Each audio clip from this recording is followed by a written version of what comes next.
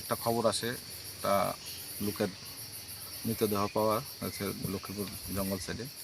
সেই খবর পেয়ে আমরা ঘটনাস্থলে আসি এবং এখানে দেখতে পাই যে একটা ছেলের বডি আছে নিচে, অলরেডি ডিকম্পোজড। ওর আত্মীয় স্বজন এসে ওর ওয়ারিং অ্যাপেল থেকে আইডেন্টিফাই করেছে ওর নাম দীপক দাস হিসাবে। বাকি আমরা তদন্ত করে দেখছি। কি মাস জানি?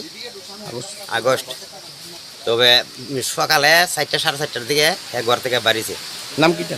নাম দীপক দাস। বয়স কত? বয়স 28। আপনার কি লাগে? আমার ভাই, মেজু ভাই। আপনারা কি করে খবর পেলেন আজকে?